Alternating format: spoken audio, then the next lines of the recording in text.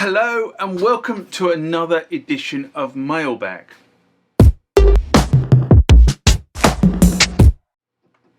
What is Mailbag? Well, Mailbag is a feature of the channel where you guys leave lots of comments on the channel and I attempt to answer those comments, or if I can't answer those comments, I throw it out to you guys who have more knowledge on some of this stuff than I do. So let's get into the first mailbag of this session. Remember, like, comment, subscribe to the channel.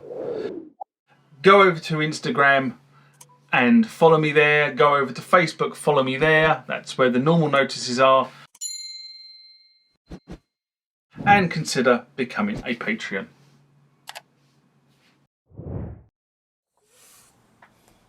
Next comment or question comes from Walter Galindo. I always get your name wrong, Walter. I apologise for that.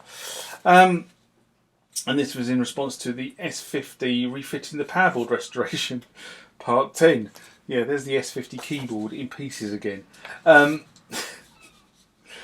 Walter writes, John, an S-50 just popped up locally in my non-English speaking banana republic of a country. Amongst all the gear I own, a 12-bit sample is not included. The S-50 seems to have a cult-like following, like Junkie XL and yourself. My question is, do I want this commitment in my life? It seems not to include the tablet and the mouse. I assume that the floppy is dead, but the unit marketplace offering seems to start up and post. I'm very tech savvy, although enough to do a lot of the work as long as it's not digital diagnosis. Is the juice worth the squeeze? And what should I look upon on examination of the unit? I'm not sure this unit will sit there for months. Nobody knows in this country. I'm going to say, the first thing I'm going to say, you know what you have to do, and you know you want to do it. And I could leave it at that, I suppose. In all honesty, the tablet and the mouse were always optional extras, but the monitor of some description is required, and you can get a RGB to SCART connector, so you can use a more modern TV style monitor as opposed to a dedicated monitor, CRT monitor that they used back in the day. There's a site in the UK that makes the RGB cable, and if I can remember, I will put a link to that below this video for those that want the RGB to SCART cable. I was going to say I've got it here, but I know I haven't. It's actually in a box that went down to storage when I had the roof done, so it's not here. So in terms of, but you do need the monitor. I said don't try doing anything with these Roland samplers without a monitor. You will pull your hair out.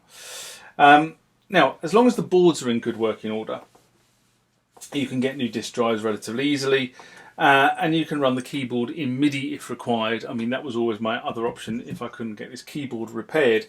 But I have put a new circuit board in this, and all that requires for me now to do is put the keys back on, rebed it all down, and then I just want to get on and finish this project because it's been going on for far too long. Personally, but you can run it in MIDI. In my opinion, the juice is worth the squeeze, but then I am biased because I own a Roland S-50 sampler. Next comment or question comes from Curious Skeptic, and he writes, or she writes, what drove me nuts is that the Korg Kronos is still more capable than the latest Gen i9 CPUs for a Windows machine. Think just how inefficient the operating systems really are. I really miss my Korg Kronos 88 so much. It actually went up in value compared to the steal I got on it. Most beautiful sounds came from that Kronos. Sadly dropped. Nautilus is same at heart, but missing the tactile controls and Karma. Not sure the Nautilus 88 has the same keys as the Kronos 2.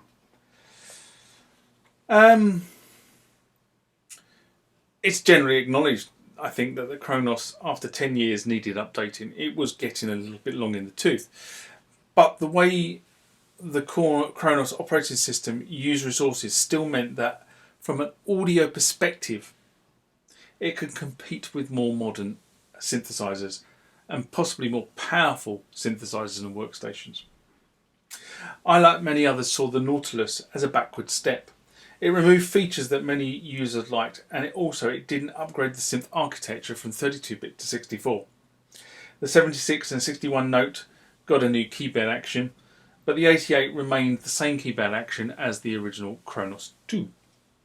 And because of this, we're now seeing second-hand Kronos prices skyrocket on the portals.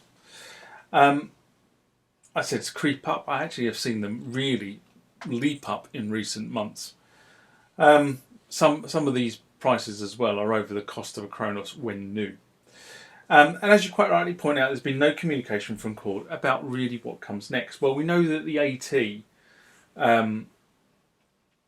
has been launched since this, so they've launched a Nautilus to put back a feature that they took out. Which, go work that one out. I can't fathom that one. Why would you bring back a feature unless it was a feature that people were really asking for? And why did you remove it in the first place? But, Yamaha are bringing out the new montage in October. Will that force the hand for Korg to instigate that something more is in the pipeline? Don't know. Very tight-lipped. Everybody I know who is potentially associated with Korg either doesn't know or is very tight-lipped. So, no idea what the roadmap for the Korg workstation is. I just have to wait and see. But let's find out what Yamaha do with the new Montage 8 or new Montage M8 series. Boom.